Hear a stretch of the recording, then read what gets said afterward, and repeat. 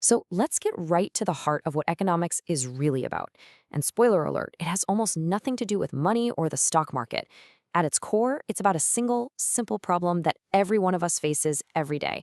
We want a lot of things, but the world just doesn't have enough to go around. And that tension, that gap between what we want and what's available, forces us to make choices. That's where economics begins. Let's see how this plays out. Okay, just take a look at these numbers. The story here is pretty darn clear, right? Back in 2020, if you had a bachelor's degree, you were earning over 60% more than someone with just a high school diploma. And a master's degree? Whoa, that's nearly double. I mean, looking at this data, the decision to get more education seems like a total no-brainer. So that leads to a really interesting question. If the payoff is so obviously huge, why is it that in 2019, only about a third of Americans over 25 actually had a bachelor's degree? What's going on here? What explains this massive gap between what the data says is a good idea and what people actually do? Well, the answer cuts to the very core of all economic thinking. Yeah, that's right. As the Rolling Stones famously put it way back when, you just can't always get what you want. And believe it or not, economists have been singing that same tune for centuries. It is the key to our whole puzzle, and it all boils down to one fundamental concept. And that concept is scarcity. It's just the simple, undeniable fact that we live in a world with limits. We have limited time, limited money, limited energy. We can't have or do everything we want. And because we can't have it all, we are forced to choose. And this single idea, scarcity, it explains basically everything from your daily coffee habit to massive government policies. Okay, so this big idea of scarcity can feel a little abstract. So let's zoom in and make it super personal. We're going to see how you and I make choices when we're up against what economists call a budget constraint.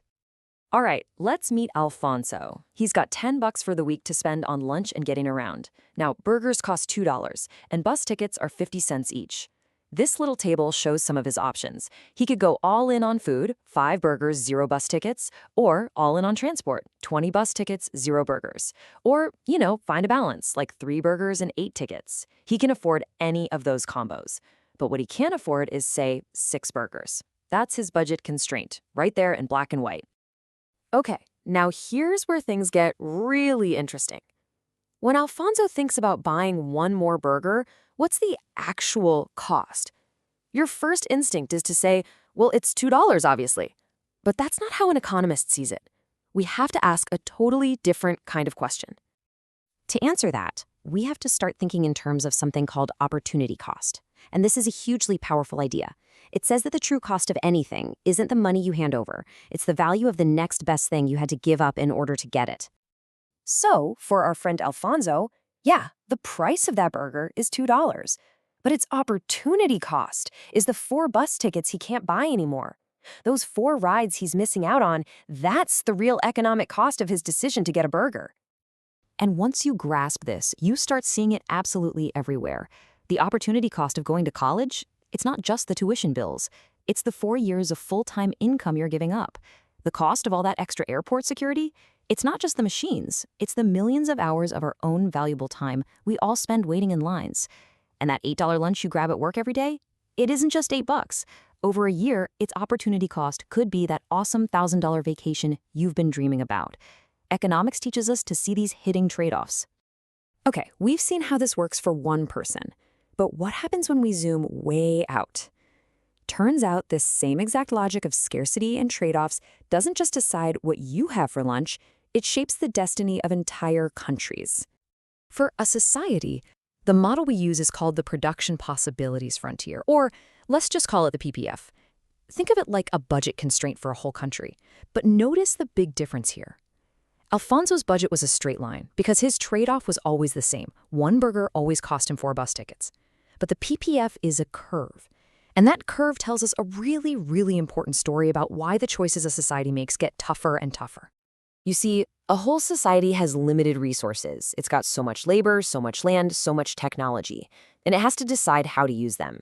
For example, a country has to choose how much of our effort goes into healthcare and how much goes into education. You just can't have an infinite amount of both.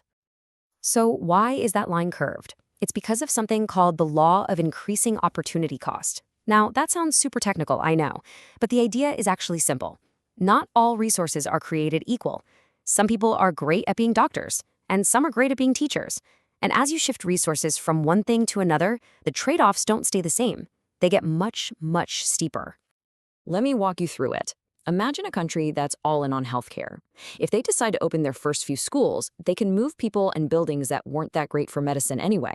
And boom, you get a massive gain in education for just a tiny little dip in healthcare. That's a great deal. But let's fast forward. Now the country is almost entirely focused on education.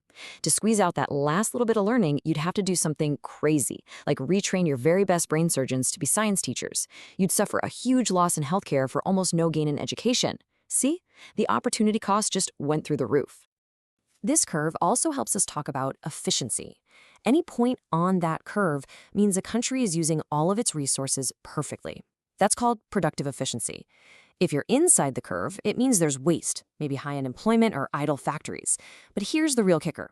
Even if you're on the curve, are you actually making the right mix of stuff?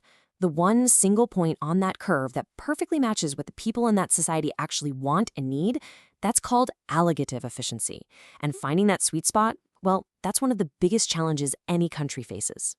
So we have these really neat models for how individuals and societies make choices. But I know what you might be thinking. Come on, this is too clean.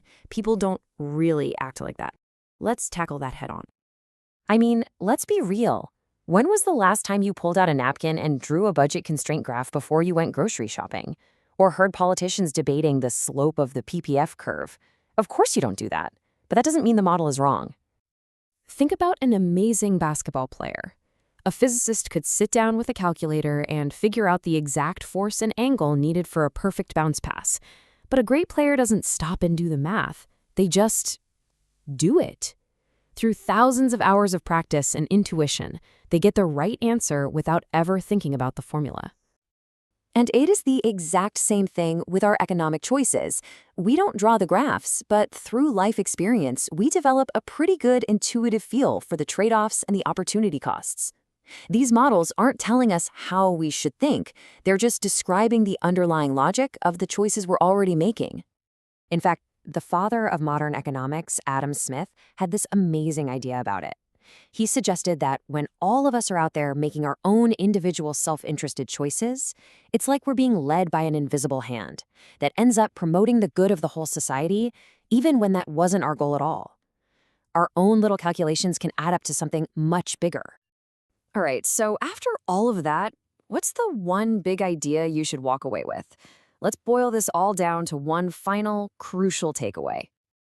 If you remember just one thing, let it be this. Economics is not the study of money. It's the study of choice. It's a lens for seeing the world differently. It trains you to look past the price tag on the surface and see the invisible trade-offs, the hidden costs that shape literally every decision we make. From choosing a career to just choosing what to have for dinner tonight, every single decision means giving something up to get something else. The question is never, is there a cost? Because there always is. The only question worth asking is, what are you willing to give up?